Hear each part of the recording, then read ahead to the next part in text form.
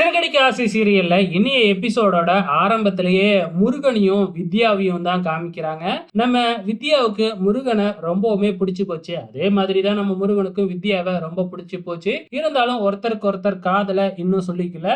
நம்ம வித்யா இப்ப இந்த விஷயத்துல நம்ம மீனா கிட்ட தானே எல்லா ஐடியாவும் கேட்டுக்கிட்டு இருக்காங்க.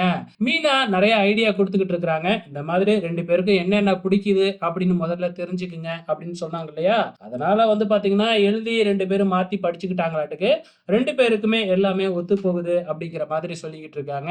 இருந்தாலும் காதல 2 பேருமே சொல்லிக்கவே இல்ல. இது ஒரு பக்கம் போய்கிட்டு இருக்கிறப்ப இங்க வீட்டை காமிக்கிறாங்க. நம்ம ரோகிணியோட ஸ்ருதியோட அம்மா அங்க வராங்க. ஸ்ருதியோட அம்மா வந்த உடனே இந்தாங்க பிளாங்க் செக் அப்படின்னு கொடுத்து, என் பொண்ண வேலைக்கு அனுப்பாம இருக்கிறதுக்கு எவ்வளோ பணம் வேணுமாலும் நீங்க எழுதி எடுத்துக்கங்க. காசு பஞ்சம்னா என்கிட்ட சொல்ல வேண்டியது தானே. எதுக்காக என் பொண்ண வேலைக்கு அனுப்புறீங்க? என் பொண்ணு வீட்ல இளவரசி மாரி இருந்தவ அப்படி இப்படின்னு வாய்க்கு வந்ததெல்லாம் பேச ஆரம்பிச்சுட்டாங்க. முத்து அங்க இருக்கிறாப்புல. முத்து சும்மா இருப்பாப்புலயா? பயங்கரமா கோவம் வருது. ஸோ இங்க இருக்கிறவங்களும் சொல்லி பார்க்குறாங்க, உங்க பொண்ண நாங்கலாம் ஒண்ணும் வேலைக்கு அனுப்பல. அவங்களா தான் போறாங்க. நாங்க சொன்னா மட்டும் உங்க பொண்ண கேட்றா போகுது. ஏன் நீங்களே சொல்லி நிப்பாட்ட வேண்டியது தானே அப்படின்னுலாம் சொல்லி பார்க்குறாங்க. ஆனா இங்க ஸ்ருதியோட அம்மா என்னடான்னா அந்த வீட்டை கேவலமா பேசுறதே வழக்கமா வச்சிருக்கிறாங்க. உங்களுக்கு என்ன, இப்ப நாங்க காசுக்காக இந்த செக்கை வாங்கிக்கணும் அவ்வளவுதானே அப்படின்னு சொல்லிட்டு நம்ம முத்து எடுத்து செக்கை ஃபில் பண்றாப்புல.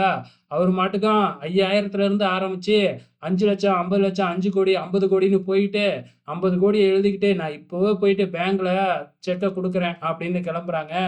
இங்க ஸ்ருதியோட அம்மாவுக்கு தூக்கி வாரி போட்டுருச்சு. அதுக்கப்புறம் அந்த செக்கை கிழிச்சு, எங்களுக்கு உங்க பணம்லாம் வேணாம், எங்க குடும்பத்தை உங்களால பணத்தை கொடுத்துலாம் விலைக்கு வாங்க முடியாது அப்படின்னு அவமானப்படுத்தி அனுப்பிச்சு விட்டுறாங்க.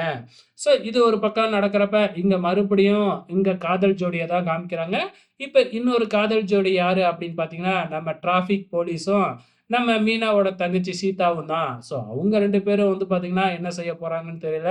அதே கோயில்ல நம்ம வித்யாவும் முருகனும் ரொமான்ஸ் பண்ணிக்கிட்டு இருக்கிறாங்க.